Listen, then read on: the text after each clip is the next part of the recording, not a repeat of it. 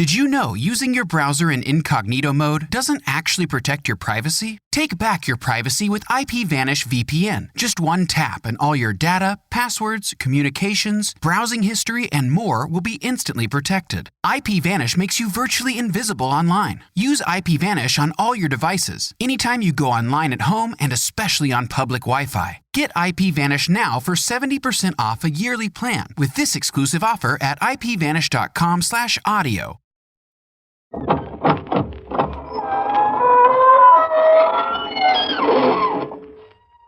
Good evening, friends of the Inner Sanctum.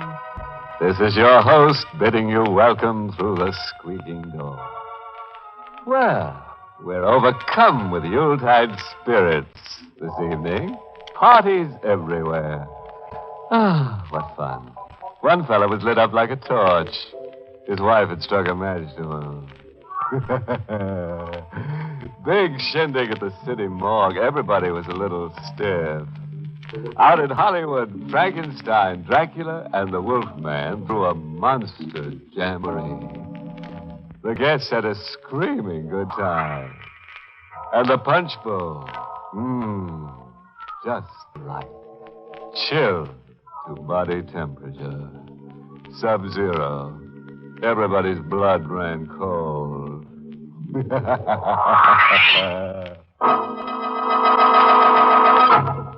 Tonight's Inner Sanctum mystery, Death Out of Mind, was written by John Robert and stars Larry Haynes in the role of Ed with Ann Shepard as Mary.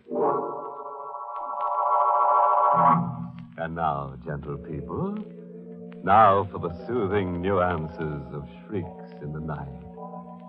Say, ever see the little man who wasn't there? No. Carefully, right behind you. We're in apartment 2A of a cheaply furnished flat in Chelsea facing the street. The room is pitch dark. A patch of moonlight is crusted on the window as if it can't get through the grime. Ed Tate is crouched at the window watching the street. His face. Mary? Ed, there's nobody downstairs. Oh, there must be. I've seen him. Here from the window. See? See, Santo? There, leaning against the lamppost, smoking a cigarette. I've been watching him, Mary. I can't take my eyes off him. Ed, you've got to take hold of yourself. Leave this room. He'll be waiting for me wherever I go. He'll be everywhere waiting for me. Turn a corner and run into him. Catch a train and he's sitting beside you. Run away and meet him in Boston, Frisco, Hong Kong. Don't, please. He's Fate. Fate dressed in a black suit. Please, no more wild talk. I'm crazy. Is that what you mean? Ed, darling, think. We're just married. I'm a bride. We were going to be something wonderful. You married a guy with whams in his head. Marriage never had a chance. You got a stacked deal, Mary. I'll get help. Operator, I want the police. Operator. There's no buzz. The line's dead. He cut the wires. I told you he was downstairs. Can't stand any more of this. Oh, Mary. Mary, don't cry over me. Forget me. Just turn time back 24 hours and forget you ever married me. But you've done nothing. It's just in your mind.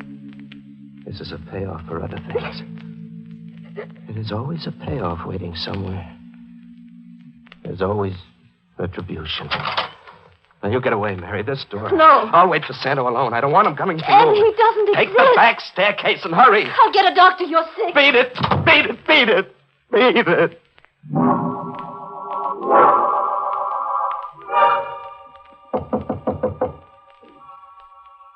He's come. He knocks on my door. Fate knocks. Patiently. Once, twice, three. One, you're cornered. Two, you can't get away. Three, open the door. So simple, Dad. No fuss, no wasted talk. Just 1, 2, 3. Open up. Okay, Santo, I'm not running away. I'm opening up.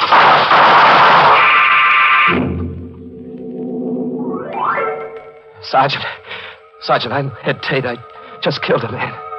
Here's a gun. Hey, this guy's sick. Tracy, call an ambulance.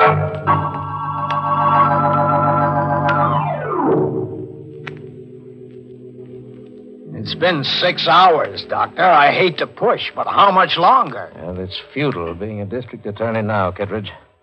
The prisoner's a very sick man. Just a few questions. Useless. His memory is gone temporarily. Who is he? Ed Tate, reporter on leave from the Bulletin. He was released from a sanitarium less than 2 weeks ago. Here's a complete report on him. Oh. On his way from the station house to the hospital, Tate kept insisting he'd murdered a killer named Santo. But he did murder a man. Oh, he did that all right, but to the best of the department's knowledge, there never was a killer named Santo. How long before he can answer questions? Days, maybe weeks. The department can't wait that long. If we tried narcosynthesis, a compound popularly known as truth serum. Get started, Doctor. Murder can't wait. Tate. Yes. Count backwards. Starting at 100. 100. 99. 98.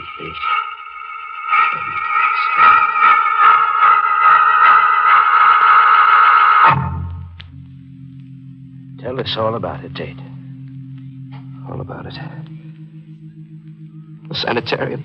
Yes, about the sanitarium. You were there, in Harbor Hospital. You were released 2 weeks ago.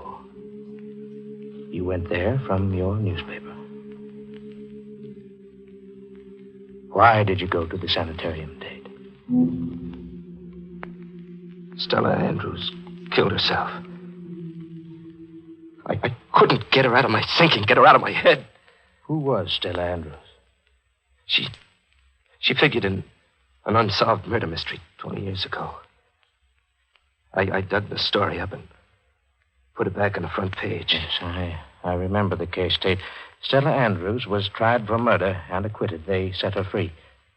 You uncovered new evidence? No. I did it as a circulation stunt to sell papers. I didn't think of Stella Andrews. I didn't think. Go on, Tate. I never even met her until that last day. What happened that last day? Stella Andrews confronted me in my office. A gray, tragic woman.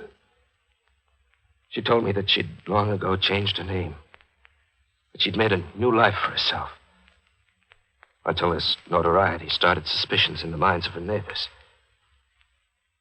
She said she was too old to make a new life for herself all over again. And then... Yes, Dave. I turned away in shame, despising myself. And she was gone. 20 stories to the sidewalk. An innocent woman paid the supreme penalty. I was her accuser, her judge, and jury. I was a murderer. Go on, Dave.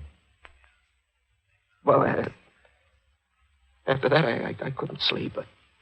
I couldn't work. I wound up in the sanitarium. And then? Well, on my release, I tried to forget Stella Andrews lying crushed on the sidewalk. I tried to get back in stride. I tried to kid myself there wouldn't be a payoff somewhere for what I'd done. I tried marriage. I dragged a sweet kid into partnership in the accounting I owed fate. What did you do, Tate? I eloped with Mary Connor, a public librarian. For me, Mary had the kind of magic that makes pain disappear. I'd only known her for a whirlwind week, but long enough to know she was gold through and through. We were motoring back from Elkton, just married. Happy? What time is it, Ed? Minute past midnight. I've been Mrs. Edward Tate for 4 hours. I'm hungry. Oh, coffee do me fine, too. Keep lookout for a road stand, huh? There's one right ahead. Oh. Funny-looking joint. Fine place for a wedding supper. It's the Ritz, darling. Hamburgers like filet mignon. Come on, my mouth's watering. It's a beat-up cardboard shack. The kind that generally bloom in June, grab some tourist change, and then fade in October. The sign outside read Joe's Barbecue. The inside was gloomy. What'll it be, folks? 2 hamburgers. And coffee. Coffee first. No hamburgers. I'm out of meat. Oh, what have you got? Eggs, ham, and Swiss. Ham and Swiss. And toast the bread, huh? Yeah, make it 2. Yeah, okay. We were half through sandwiches as tasteless as sawdust when the door opened behind us. The night air sent a chill over me. Like a premonition. A man came in out of the night. I stared at the newcomer, as if magnetic fingers were drawing me to him. He was dressed in the devil's black. Black so worn it had a satiny sheen.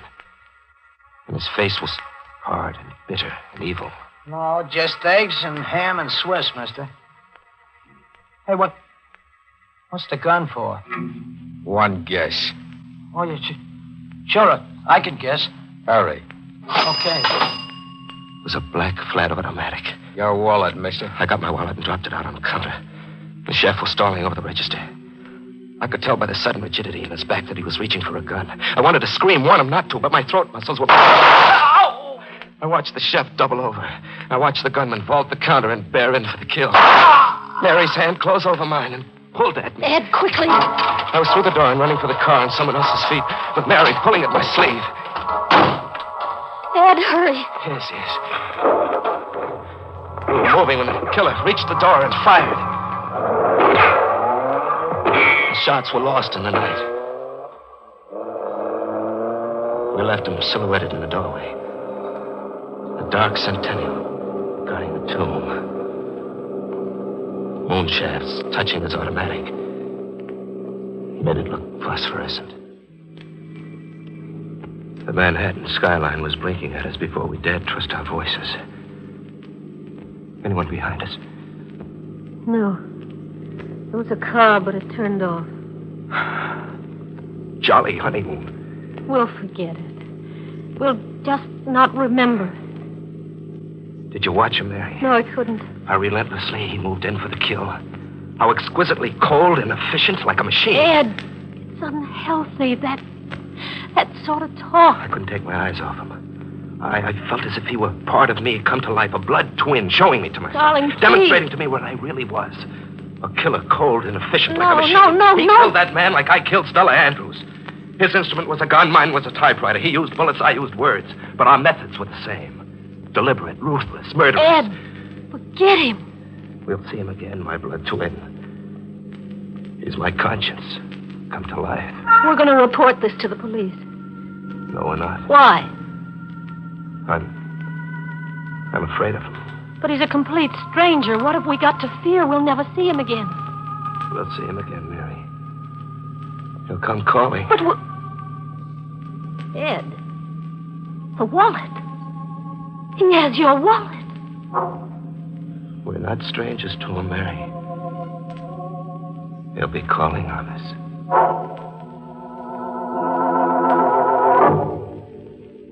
He had my wallet, my name, my whereabouts. But the wallet was only an incidental thing. I knew he'd call. Our lives were intertwined. Somehow he was now as much a part of my life as the ghost of Stella Andrews. We reached home. We just sat around and waited. And soon the phone rang. Ed. It's him. What'll we do? Answer the phone, I guess. Yes? Ed Tate, yes. Yes. I understand. What did he say? I'm to come to the street. Ed, you won't. He won't harm me, he said. If I don't come down, he's coming up, he said. What does he want? I don't know. I'll go see.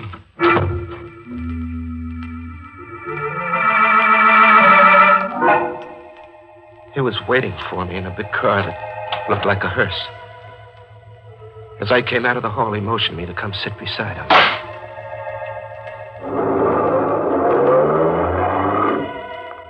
The car nosed east toward the river. He didn't talk. He just concentrated on driving. We were close enough for me to touch him. But I wasn't frightened. I felt as if we belonged to each other. Where are we going? To the river. What for? To dump him. Him was a gesture behind us. I turned to look. There was a packing trunk on the floor in the rear of the car. The chef's corpse. You're going to kill me, too? Why should I? To shut me up? We'll dump the trunk together. That'll shut you up. Well, wouldn't killing me be simpler? If you shut up, it's just the same, maybe. What's your name? You get an idea. No. No, I just want to know you very much. Santo. Just Santo. We stopped along a deserted wharf, just under the Brooklyn Bridge. And there, with the world asleep and the moon looking on, we dumped a trunk. It sank slowly, twisting in tortured slow motion. You can go home now, Tate. Don't you feel it, Santo? Feel what? This kinship. We're the same person, Santo. You're crazy. No, I mean it. Look at me. Look at me. See our resemblance? We didn't just happen together. You're something out of me. You are me. You talk too much, Tate. Maybe I'll have to kill you after all. Oh, you'll kill me, Santo, soon enough. You'll have to kill me. You're my conscience.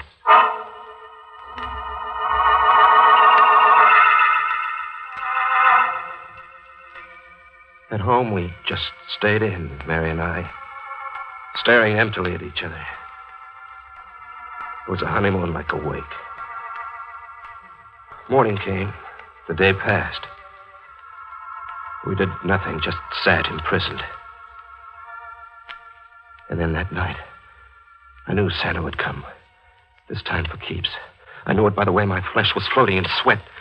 Fear was consuming me. Mary, Santa's downstairs. It's all in your mind. He's downstairs. He'll be coming up. Mary, where are you going? To see. Ed, I can't stand much more of this. Yeah, you go see. And when you come back, signal, like this. Do it twice. Mary went down to check, but I knew the answer. I got my gun and went to the window to watch and wait. Santo was downstairs. When he came up, I killed him. We know the rest, Tate. Now you must sleep. Sleep? Yes. Balmy as a March hare. Right, Doctor? Well, it suggests a vivid hallucinosis induced by his guilt feelings about this Stella Andrews. This man he killed, did you identify him? Got a report on it a moment ago. A man named Jenkins. He was the building superintendent. This Santo, then, just existed in Tate's imagination. Fate dressed in a black suit. It's an interesting hypothesis, Kittredge. Big headache to me. Oh, Daly, get those notes typed up. Have the department investigate every last detail immediately. Mrs. Tate's in the next room, Doctor. You want to listen in? Very much, Kittredge. Mrs. Tate, this is Dr. Thorpe. How is he, Doctor? I'm recommending his immediate return to a mental hospital. Mrs. Tate, your husband just told us a long story. I'll have to ask you some questions for the record. Yes. You were just married? Yes. Motoring back from Elkton, did you stop at a road stand for refreshments? No. We came straight to our apartment. And then what? He began behaving queerly. He locked us in. We just sat all night, all the next day. The second night, Ed took a gun out of his valise. He stood guard at the window. He said he was waiting for a Santo. Did you ever see this Santo? No.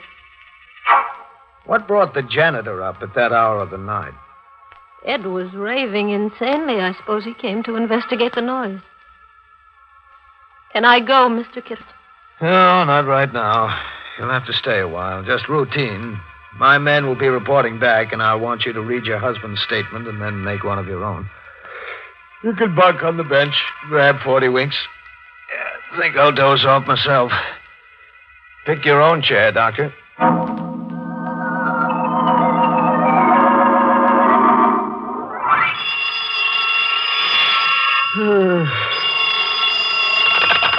Oh, Kittredge speaking.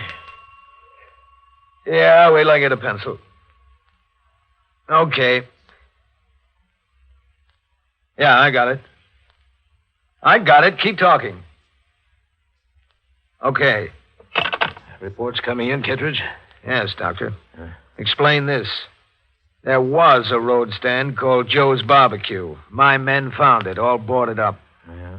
Tate probably noticed it while driving and wove it into his hallucination. Mrs. Tate. Mrs. Tate. Yes. Did your husband leave the apartment at all last night before the shooting? He might have while I was asleep. Why do you ask that question, Kittredge? Because my men fished a packing trunk out of the East River. What was in the trunk? Cement. Bags of cement. What's the medical slant on that? Only perplexity, Kittredge. You know, I've got a new theory, Doctor, since we're hypothesizing. What is it? That Tate's zany story was true, the whole of it. That the chef and Santa were real. That the whole thing was staged to play on Tate's emotional instability, drive him crazy, then drive him to actual murder by sending that janitor up those stairs. Like all police theories, too incredible for me. Mrs. Tate, can you help us out? Give us an idea about that trunk? No. Ed was irrational, capable of anything. When he barricaded himself in the room with a gun, why didn't you call the police? I did. But But what? the wires were cut. An odd touch for you, Doctor. The man who wasn't there cut the telephone wires. Extraordinary. Cut the wires inside the apartment. Oh, Fate dressed in black. Do you like black, Mrs. Tate? I do. Black worn to a satiny sheen. Do you always wear a satiny black, Mrs. Tate? I prefer it, Mr. District Attorney. Good heavens, Kittredge, what do you say? You were Mary Connor when you got married? Yes. Who were you, Mary Connor, before you began masquerading as Fate? Mary Andrews. Stella Andrews was my mother.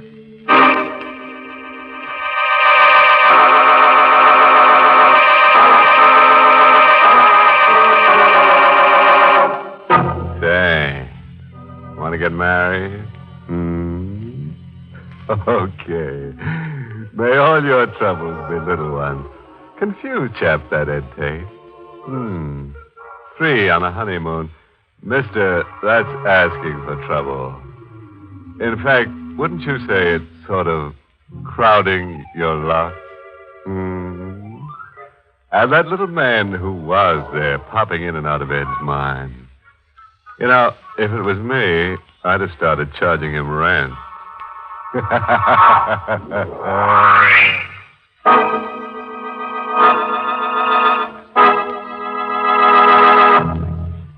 Good night. Pleasant dreams.